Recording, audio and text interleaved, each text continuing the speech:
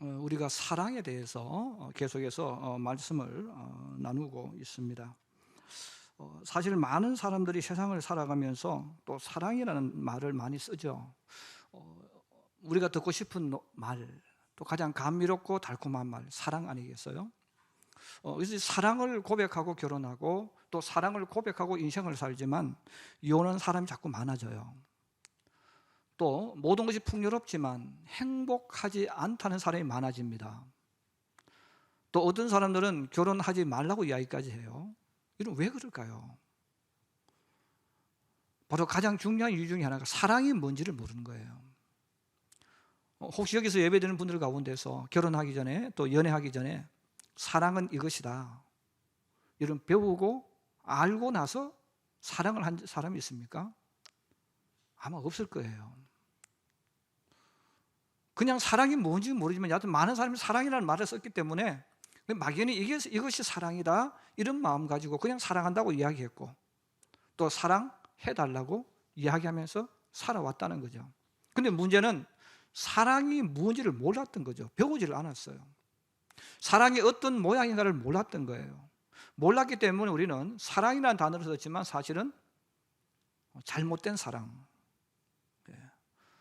다른 사람을 힘들게 만들고 자기를 불행하게 만드는 그 잘못된 사랑을 우리는 사랑이라고 생각했고 또 그 사랑을 우리는 요구하면서 인생을 살아왔습니다. 그러므로 성경은 우리들에게 사랑이신 그 하나님께서 우리에게 사랑이 무언가를 보여주시고 알려주시는 거예요. 그리고 사랑은 어떤 모양을 가지고 있는가, 그 사랑이란 단어가 들어가면 어떤 형태의 행동이 나오는가를 우리에게 이 고린도전서 13장에 대해서 우리에게 알려주고 있습니다. 그래서 이 사랑을 알면 저절로 행복해지는 거예요. 저절로 우리에게 감동이 오고 뜨거움이 오는 거예요. 그런데 우리는 사랑을 이야기는 많이 했지만 사랑이 어떤 모양을 가지고 있는지, 사랑은 어떤 행동을 하는 것인지 이걸 모르고 했기 때문에 사랑한다고 말했지만 불행하고 또 결혼한 것을 후회하고 사람들은 결혼하지 말라고 이야기합니다. 그러므로 우리가 이 사랑이라는 모습을 지난주에 우리가 잠깐 보면서 사랑은 어떤 모양일까에 대해서 저는 두 가지를 말씀드렸어요. 사랑은 믿고 기다려주는 모양을 가지고 있다. 그래서 사랑은 그 사람을 신뢰한다면, 사랑한다면 계속 기다려주는 거예요. 그가 일어날 때까지. 그리고 사랑은 받는 것이 아니고 이타적인 행동, 내가 그 사람에게 주는 것, 이것이 사랑입니다. 자, 그런데 우리는 이 반대되는 행동을 사랑이라고 생각하면서 살아왔죠. 그래서 믿고 기다려주기보다는 자기 성질을 못 이겨서 화를 내고 또 빼앗아가죠. 내가 한다고. 자, 이런 행동을 많이 합니다. 또 하나는 주는 것이 아니라 상대방이 나에게 무엇을 해주는 것이 사랑이라고 생각했기 때문에 우리는 부부들끼리도 그런 이야기 많이 나누잖아요. 어떤 집 누구는 자기 아내에게, 자기 남편에게 이렇게 해줬는데 당신은 나한테 해준 것이 무엇이 있느냐, 이렇게 말하는 거예요.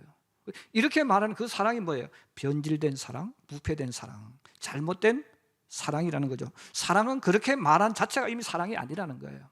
사랑은 요구하는 게 아니고 내가 주는 겁니다. 우리가 그래서 이 사랑이라는 오늘 성경에서 말씀하고 있는 이 사랑을 저는 네 가지로 이렇게 여러분들이 이렇게 압축을 시켜서 말씀을 드려요.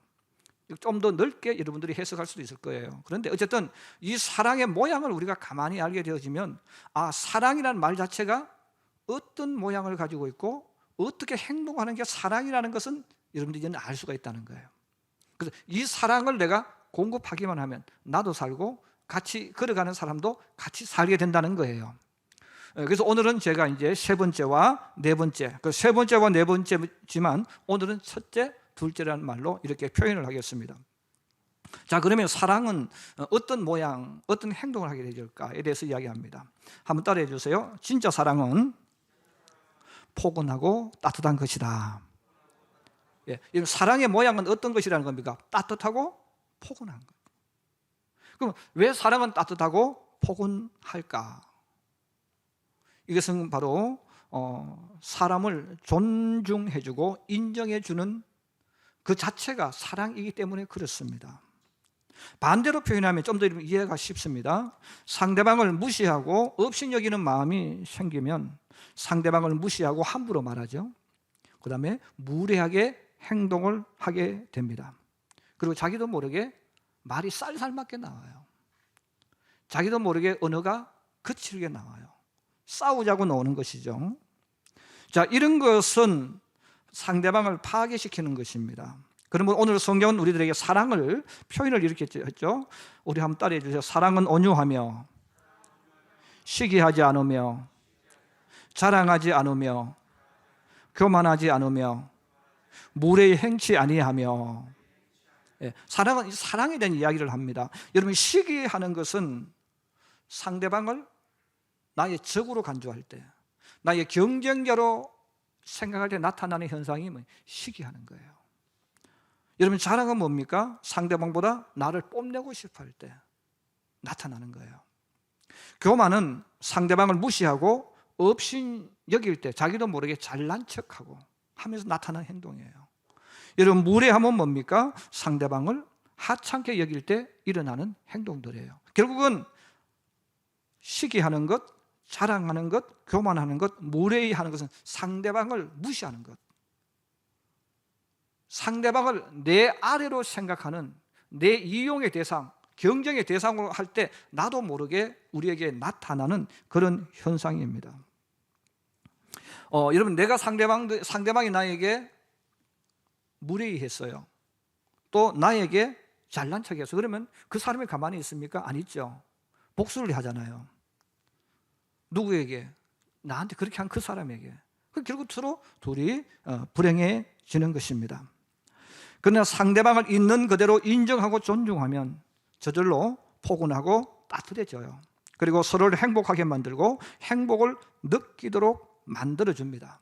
여러분, 사람을 변화시키고 사람에게 자발적으로 무엇을 하도록 만들어주는 이것이 뭐냐면 부드럽고 따뜻한 거예요.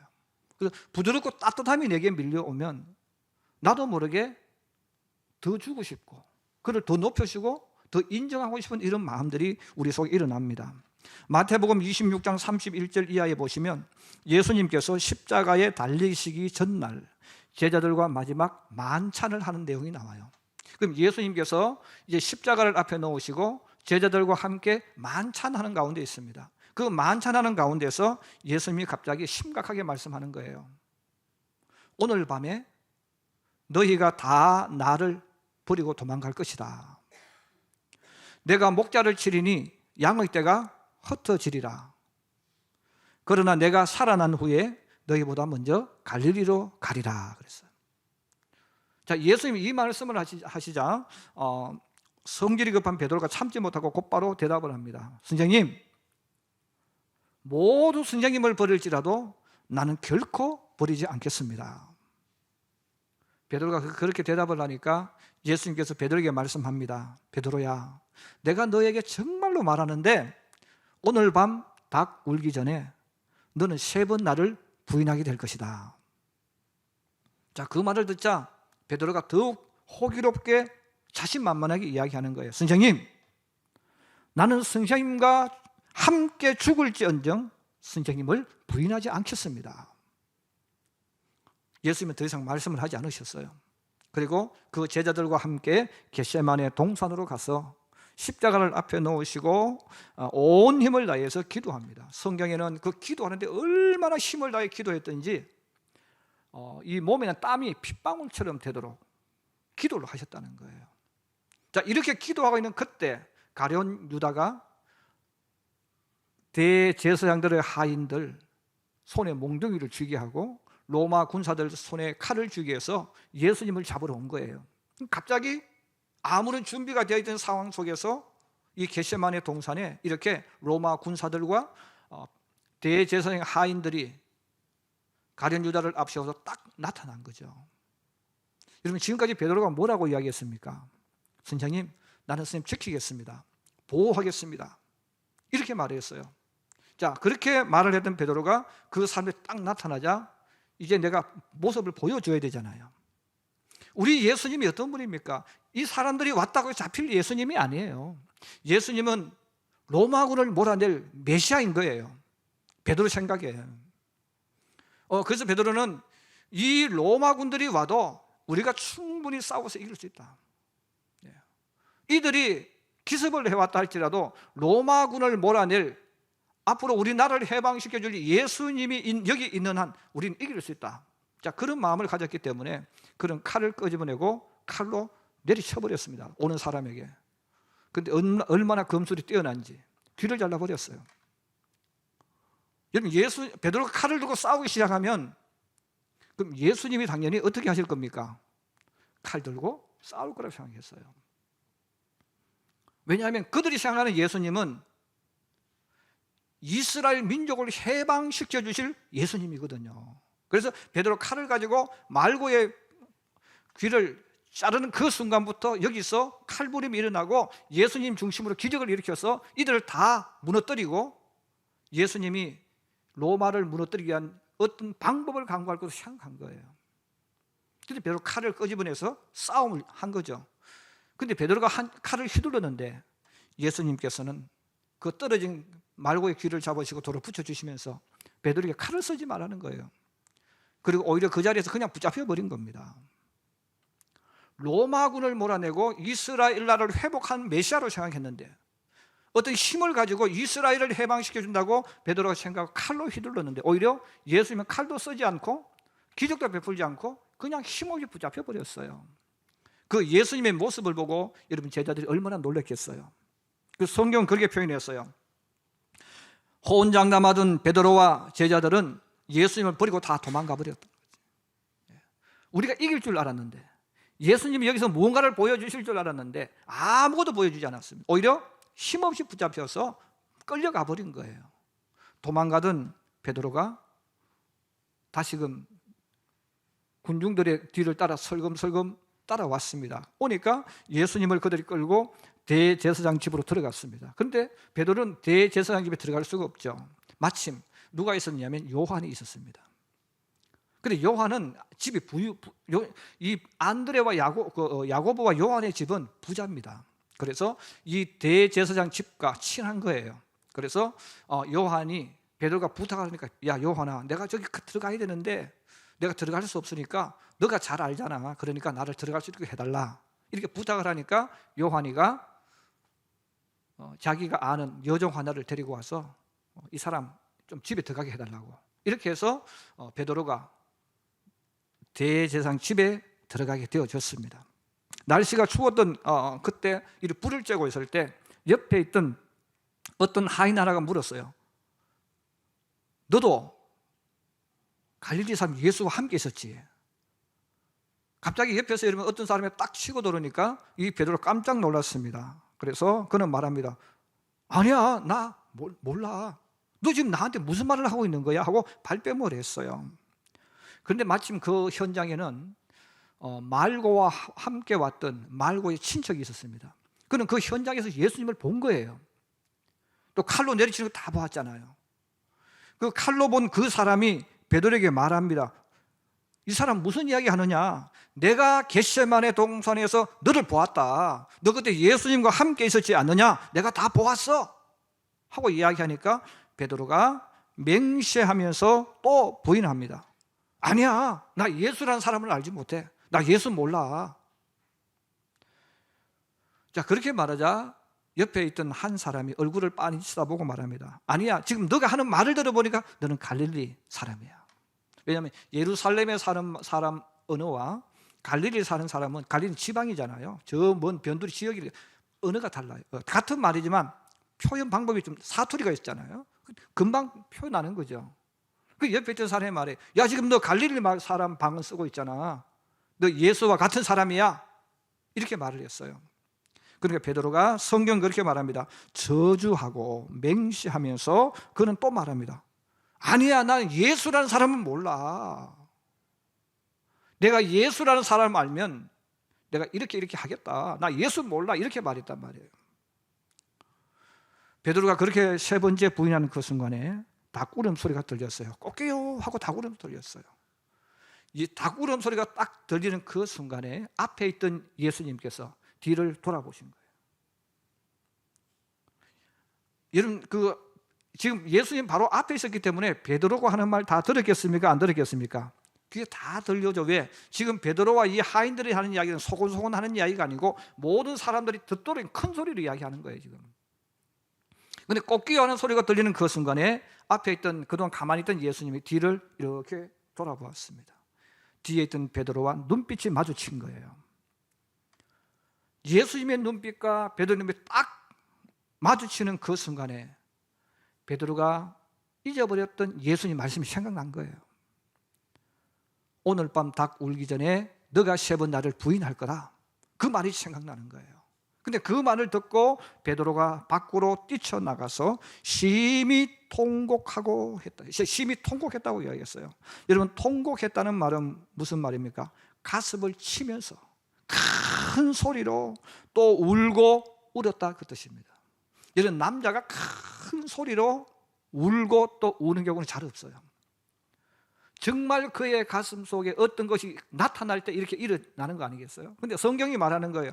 베드로가 밖으로 나가서 심히 통곡해 큰 소리로 가슴을 치면서 울었다는 거예요.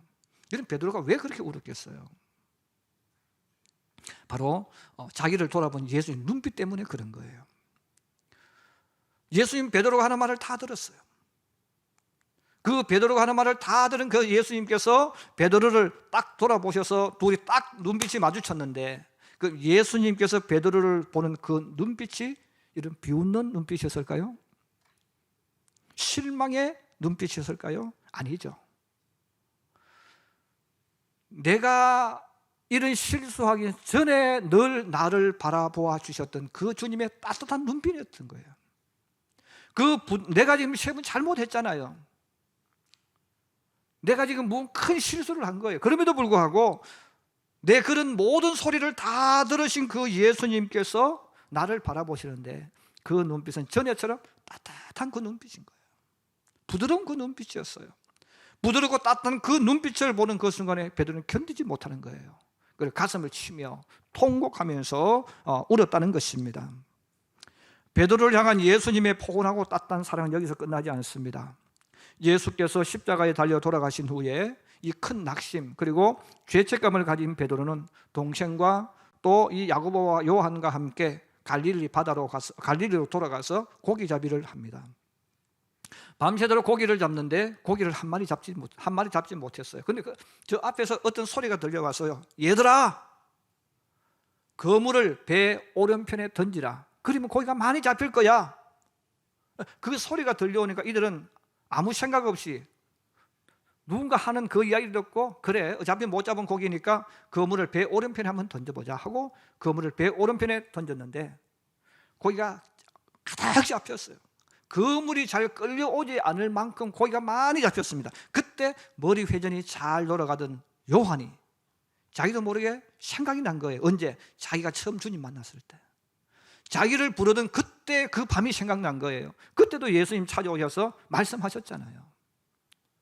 그리고 말씀대로 하니까 그물에 고기가 잔뜩 잡힌 거예요. 그 말이 떠오르니까 요한은 자기도 모르게 크게 말했습니다. 주님이시다. 얘들아, 주님이시다. 그런데 여러분, 재미있는 것은 베드로와 야고보의 행동입니다. 이 요한이 그 주님을 생각하면서 큰 소리로 주님이시다 하고 외쳤잖아요. 그런데도 요한은 그물을 붙잡고 있었다는 거예요. 예수님이라는 이야기를 했지만 요한은 그물을 끝까지 붙잡고 고기를 끌어당기고 있었어요. 그런데 성경은 말합니다. 베드로는 그 말을 듣고 그냥 바다에 뛰어들었다는 거예요. 그물을 놔버리고. 그리고 옷 입은 채로 헤엄을 쳐서 예수님이 있는 곳, 성경은 한 50간이라고 하니까 정확하지는 않습니다만 한 100m 정도 되는 그 거리를 헤엄쳐서 예수님이 있는 곳으로 갔다는 거예요. 그 예수님이 있는 곳에 갔는데 예수님은 불을 피워놓고 생선을 구우려고 하고 있었죠. 여러분, 베드로가 예수님 얼마나 보고 싶었겠어요. 그런데 가서 한마디 말도 못합니다. 왜? 지은 죄가 많아서. 자기 지은 죄가 있잖아요. 말도 못하고 지금 베드로 가만히 있는 거예요. 그때 예수님께서 베드로에게 3번 질문해요. 요한의 아들 시몬아, 너는 여기 있는 사람들보다 나를 더 사랑하느냐? 3번을 질문해요. 그 3번을 질문하시면서 주님께서 요한 아들 시몬아, 내 어린 양을 먹이라, 내 양을 치라. 그리고 소명을 주신 거예요. 여러분, 그 베드로를 보시고 말씀하신 그 주님의 눈빛이 무슨 눈빛이었을까요? 너 앞으로 또 그럴 거야? 그런 눈빛이었겠어요? 아니죠. 부드러운 눈빛이었다. 그 주님의 눈빛은 베드로가 이런 허물이 있고 잘못을 했고 실수가 있음에도 불구하고, 문제를 많이 일으켰음에도 불구하고 주님은 그 눈빛이 부드럽고 따뜻했다는 거예요. 그래서 요한복음 14장에 예수님께서 제자들을 사랑하셨는데, 자기 사람들을 사랑하셨는데 언제까지? 끝까지라고 그랬어요. 사랑이 뭐냐? 바로 사랑은 끝까지 사랑하는 거예요. 끝까지 사랑한다는 말이 무엇입니까? 그 사람이 실수가 있든, 그 사람이 허물이 있든, 그 사람이 잘못했든 그게 중요한 게 아니에요. 주님은 끝까지 그를 품어주시는 거예요. 주님은 끝까지 그를 안아주시는 거예요. 베드로가 잘못했어요. 잘못했기 때문에 너 이놈, 죽일 놈, 배신자, 너 그럴 수 있어? 이런 눈으로 보지 않았다는 거죠. 여러분, 우리 사람이 세상 살면서 상대방이 실수했을 때 벌써 눈빛이 달라지잖아요. 여러분, 부부끼리 살면서 어떤 한 사람이 실수했어요. 그러면 서로 쳐다보는 그 눈빛이 어떤 눈빛입니까? 눈에 도끼가 서려요. 그리고 책망하고 공격하는 눈빛과 말이 되는 거예요. 그거는 결국 뭐예요? 사랑이 사라져버렸다는 뜻이에요. 그래서 오늘 성경은 우리들에게 사랑은 뭐냐? 그 사람이 실수했던, 잘못했던, 문제를 일으켰던 그것과 상관없이 그 사람 자체를 사랑해 주는 것, 그 사람 자체를 인정해주고 품어주고 안아주는 것, 이게 사랑이라고 말하는 겁니다. 그래서 그게 사랑이기 때문에 성경은 말하는 거예요. 사랑은 뭐냐? 사랑은 온유하다. 그리고 사랑은 무례히 행하지 않는다. 그 사람이 잘못해도, 실수해도, 그 사람이 그런 문제를 일으켰다 할지라도 끝까지 변하지 않고 그 따뜻한 눈으로 그를 품어주고 안아준다는 거죠. 그래서 여러분, 이 따뜻한 눈빛이 들어가면 사람은 바뀌게 되어 있습니다. 그런데 반대로 부패된 사랑을 좀 같이 싸웁니다. 잘못해도 싸우자고 덤벼 들어버립니다. 그러면 오늘 성경은 우리들에게 사랑이 뭐냐? 사랑은 따뜻하다. 그 사람이 실수하든 문제 있든 그거 상관없이 그 사람 자체를 인정해주고 존경해준다는 그런 뜻입니다. 사랑하는 우리 성도 여러분, 나와 함께 사는 사람을 인정하고 존중해주고 있습니까? 실수를 하고 허물이 있어도 그것과 상관없이 따뜻하게 그를 바라보고 따뜻한 마음으로 품어주고 있습니까? 그게 없다면, 없는 데서 여러분 나는 사랑이라는 말을 듣다면 여러분 거짓말하는 사람입니다. 사랑 자체는 부드럽고 따뜻한 거예요. 여러분, 부부끼리 여러분의 모습을 한번 되돌아보세요. 부모와 자식끼리도 한번 되돌아보세요. 내가 부드러운 눈으로, 따뜻한 눈으로 품어주고 있는지. 두 번째는 한번 따라해 주세요. 사랑은 소망으로 바라보는 것이다. 예를 들어 여러분, 잠자고 있는 한 아이를 바라본다고 생각해 보세요. 한 아이가 세근세근 잠자고 있을 때 여러분, 그 아이를 이렇게 바라보고 있으면 저절로 미소가 납니다. 그 아이를 쳐다보면 그냥 행복해요. 그 아이를 바라보면 나도 모르게 내 속에 기쁨이 나옵니다. 그럼 왜 그럴까요? 여러분, 그 아이가 아름다워서 그런 걸까요? 아니죠. 아이를 바라보는 사람의 마음이 아름다운 눈으로 보는 거예요. 그 아이를 바라보는 사람이 바로 좋은 눈으로 바라보는 거예요. 그 아이를 이렇게 아름다운 눈, 좋은 눈으로 바라보는 그것을 저는 소망이라는 단어로 표현하려고 해요. 그래서 오늘 성경은 한번 따라해 주세요. 사랑은 진리와 함께 기뻐하며 모든 것을 믿으며 모든 것을 바라며, 이 사랑을 표현하는 거예요. 함께 기뻐해주고 허물과 실수와 연약함까지, 약점까지 믿어주고 어떤 상황 속에서도 꿈과 희망을 품고 바라보며 기대하는 것, 이게 소망이, 저는 이것을 바로 소망이란 단어로, 아름답게 보는 것까지 포함시켜서 소망이란 단어로 쓰려고 합니다. 여러분, 상대방을 바라볼 때 예뻐 보이고 아름다워 보이고 보면 볼수록 더 흠뻑 취하게 만드는 것은 내가 상대방을 소망으로 바라볼 때, 또 다른 표현을 쓰면 아름다운 눈으로 바라볼 때, 그럼 아름답게 보인다는 거예요. 솔로몬이 가장 사랑했던 여인 중에 하나는 슐라미 여인입니다. 슐라미 여인은 하얀 피부, 또 아름다운 얼굴, 좋은 가문의 여인이 아닙니다. 그는 포도원에서 농사짓는 농부의 딸입니다. 농부의 딸이기 때문에 오빠들이 손이 없으니까 자기 여동생을 포도 따는 일에, 농사짓는 일에 일을 시켰어요. 일을 시켰으니까 그 따가운 태양에서 일을 했으니까 아가씨 피부가 하얀 게 아니고 햇볕에 타가지고 거무스름해졌어요. 검게 그을러진 거죠. 그래서 세상 사람들은 야, 아가씨가 이게 뭐냐, 아가씨가 이게 피부가 왜 이러냐 하고 이 검어진 것에 대해서 피부 관리 못했다고 핀잔도 주고 여러 가지 말을 할 수 있을 거예요. 그런데 솔로몬은 그 연을 보고 한순간에 빠져버렸다는 거예요. 하얀 피부도 아니고 검게 탄 그 피부. 여러분, 일을 했기 때문에 손과 발이 거칠고 투박했겠죠. 투박하고 거친 그 옷, 그 모습, 그리고 좋은 옷을 입은 게 아니라 농부의 딸이니까 그냥 평범한 옷을 입었어요. 그럼에도 불구하고 한눈에 사랑에 빠졌습니다. 그래서 고백을 합니다. 아가서 4장 9절에서 11절에 보면 이렇게 말씀합니다. 내 누이 내 신부야, 내가 내 마음을 빼앗았구나. 내 눈으로 한 번 보는 것과 내 목의 구슬한 꿰미로 내 마음을 빼앗았구나. 내 누이 내 신부야, 내 사랑이 어찌 그리 아름다운지. 내 사랑은 포도주보다 진하고 내 기름의 향기는 각양 향품보다 향기롭구나. 내 신부야, 내 입술에는 꿀방울이 떨어지고 내 혀 밑에는 꿀과 젖이 있고 내 의복의 향기는 레바논의 향기 같구나. 여러분, 농사짓던 농부의 딸이 말이 아름답고 고상한 말을 했겠어요? 농사짓는 농부의 딸이 그런 말 안 쓰겠죠. 근데 솔로몬이 뭐라고 말해요? 너의 입술에는 꿀방울이 떨어진다. 여러분, 이 슐람 여인이 투박한 농부의 딸이니까 여러분, 농사짓는 여인들하고 대화해 보세요. 그 여성들의 목소리나 말이 어떻습니까? 투박하잖아요. 근데 솔로몬이 말하는 너의 입술에는 꿀방울이 떨어진다. 너의 말에 이래 꿀방울이 떨어진다는 거죠. 왜? 사랑의 눈으로 보니까. 사랑의 눈으로 보니까 그렇게 보여진다는 거죠.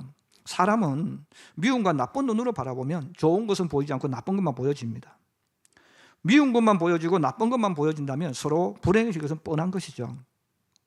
예수를 믿지만 결혼을 하고 나서 다투는 부부를 많이 봤어요.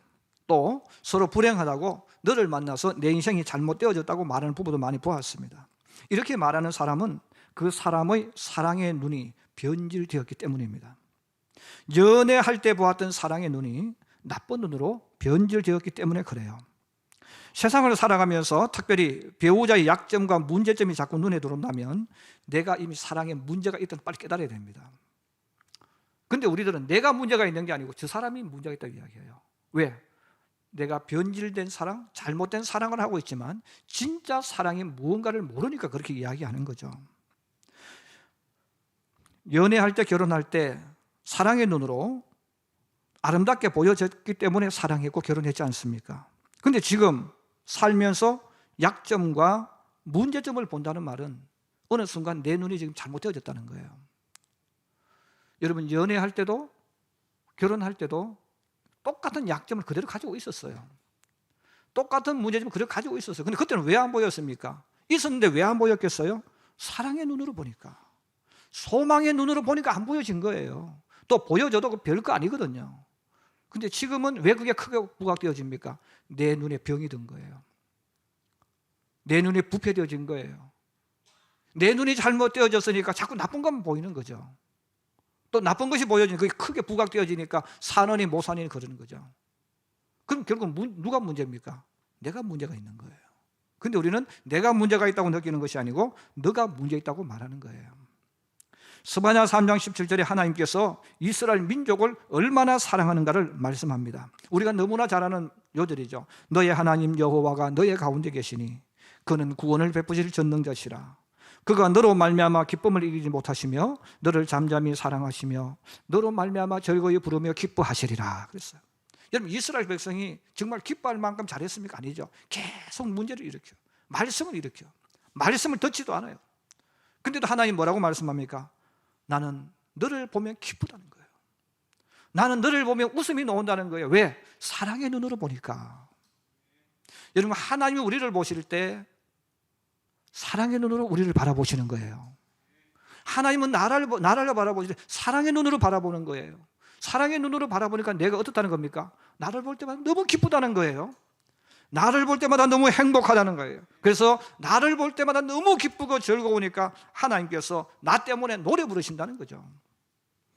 그 이유는 내가 잘나서 약점이 없어서 그런 게 아니죠. 문제가 많지만 사랑의 눈으로 보니까 저절로 행복해진다는 거죠. 여러분, 오늘 우리가 이 말씀들을 다시 한번 되돌아보면서 우리 스스로에게 질문해야 돼요. 나는 내 배우자를 바라볼 때 어떤 눈으로 바라보느냐? 사랑의 눈으로, 소망의 눈으로 보느냐, 아름다운 눈으로 보느냐, 아니면 나쁜 눈으로 보느냐 하는 겁니다. 내 배우자가 어떤 모습으로 보여지는가 하는 것은 내 눈이 지금 어떤 것으로 보느냐에 따라서 보여지는 거예요. 여러분, 직장이나 학교에서 친구들이 있고 많은 사람들이 있어요. 그들을 바라볼 똑같은 거죠.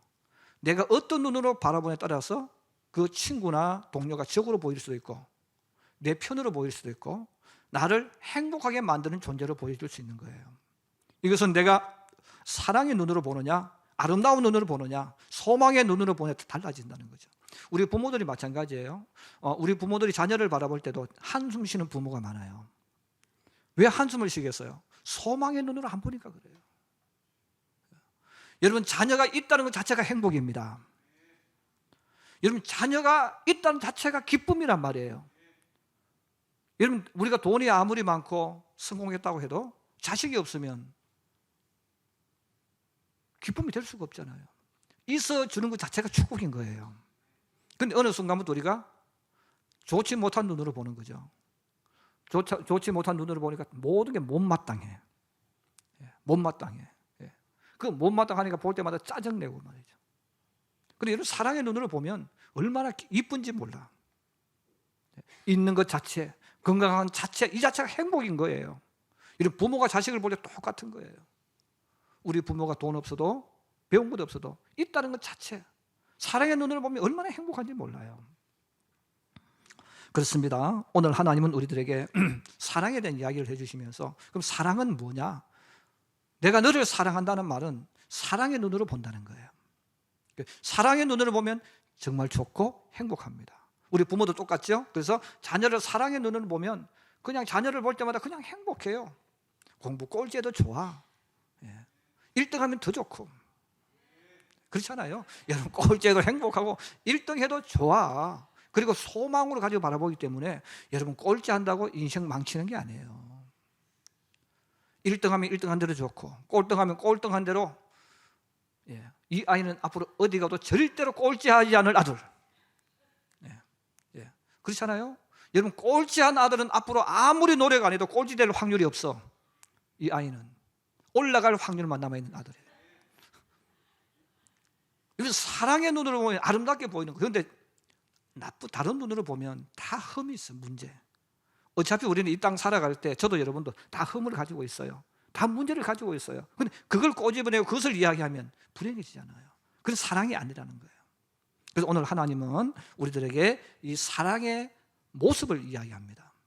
저는 여러분들 오늘 이 성경의 말씀이 여러분 머릿속에 그려지기를 주의 이름으로 축복합니다. 그래서 여러분, 이 그려지는 것을 가지고 여러분의 삶 속에 그대로 삶으로 만들어 가야 돼요. 삶으로 만들어 가면 내가 지금 이 사랑이 모습을 나타내는 거예요.